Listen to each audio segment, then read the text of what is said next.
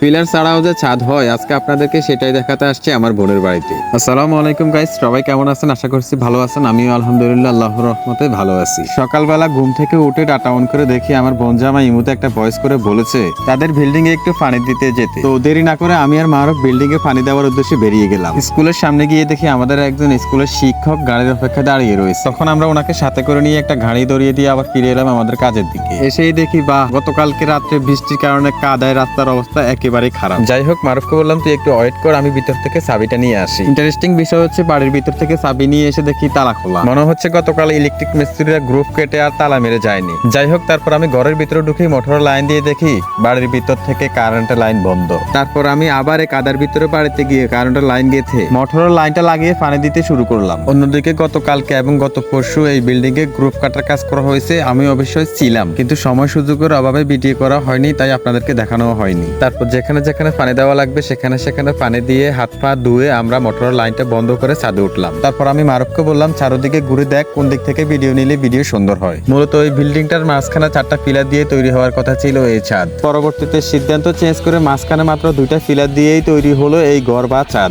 যাই হোক, এখানে সবগুলা কাজ শেষ করে আমি আর মারুফ বাইকের কাছে চলে এলাম। এখন মারুফে বাইকে উঠে যখন পিছনে হাঁটাতে গিয়ে এক পর্যায়ে আটকে গেল, তখন আমি মারুফকে বলে ভাব নিয়ে লাভ নাই, টান দেওয়া লাগবে কিনা সেটা বল। এরপর আমরা অনেক দুষ্টামি আর মজা করতে করতে বাড়িতে ফিরে আসলাম। এরপর জুমার নামাজ পড়ে আসার পর থেকে কাউসার শুধু বলতেছে কাকা চলুন বাজারে যাব। তখন আমি কাউসার আর মারুফ বের হয়ে গেলাম বাজারের উদ্দেশ্যে, কিন্তু মারুফের পেটের জন্য ভালো করে ভিডিও নিতে পারছি না, সেটাই বলতে বলতে হাসছিলাম। যাই হোক, অনেক কথা আর এনজয় করতে করতে আমরা বাজারে এসে পৌঁছে গেলাম। তারপর শহীদ সুপার মার্কেটের সামনে আমরা আমাদের বাইকটা রেখে কাউসারের ব্যক্তিগত একটা কাজে অন্যদিকে গেল। আমি আর মারুফ বাজারের দিকে হাঁটতে শুরু করলাম। প্রথমে মারুফ বলল চলন ভাইয়া ইলিশ মাছ দেখবো, কিন্তু ইলিশ মাছের যে দাম সেটা শুনেই মারুফ তার বাবাকে কল দিল, কিন্তু ইলিশ মাছ আর কিনা হলো না। এরপর আমি আমার মায়ের জন্য পান কিনতে গিয়ে পিছনে খেয়াল করলাম লটিয়া মাছ বলা এসেছে। তারপর আমি আমার ফেভারিট লটিয়া মাছ দেখতে গেলাম, কিন্তু আমার কাছে মনে হয়েছে লটিয়া মাছগুলো পচে গেছে, তাই আর কিনা হলো না। এরপর এলাম সবজির দোকানে, কিন্তু কি কিনবো কি খাবো আমার কিছুই ভালো লাগতেছে না, তাই দাঁড়িয়ে দাঁড়িয়ে চিন্তা করতেছি কি কেনা যায়। যাই হোক, হালকা কিছু সবজি কিনে আমি শহীদ ভাইয়ের দোকানে গেলাম লবণ কিনতে। মনে হচ্ছে সবজি কিছুই কেনা হয়নি, তাই বাজারের ভিতরে আবার ঢোকার পর হঠাৎ মনে হলো আমাদের আলু লাগবে। তারপর সাইফুল কাকার দোকান থেকে কিছু আলু কিনে মারুফের হাতে ব্যাগটা ধরিয়ে দিয়ে তাকে বললাম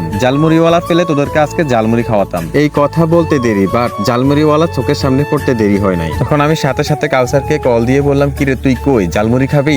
কিন্তু সে আমাকে ফিডব্যাক দেয় কাকা আপনারা খান, আমি খাবো না। এরপর আমি আর মারুফ 10 টাকা করে 20 টাকা জালমুড়ি খেয়ে বাজারের ভিতর থেকে বাইরের দিকে হাঁটতে লাগলাম। হঠাৎ করে মনে পড়লো ফয়সাল ভাই আমার থেকে 50 টাকা পাও না, তাই ওনার টাকাটা দিতে ওনার দোকানে ঢুকলাম। এদিকে কাউসারকে দেখে জিজ্ঞেস করলাম কিরে তোর আসতে এত দেরি কেন, আর তুই জালমুড়ি খেতে আসলি না কেন? ইন্টারেস্টিং বিষয় হচ্ছে সে আমাকে বলে আমি তো তখন বাজারের ভিতরে হালিম খাচ্ছিলাম।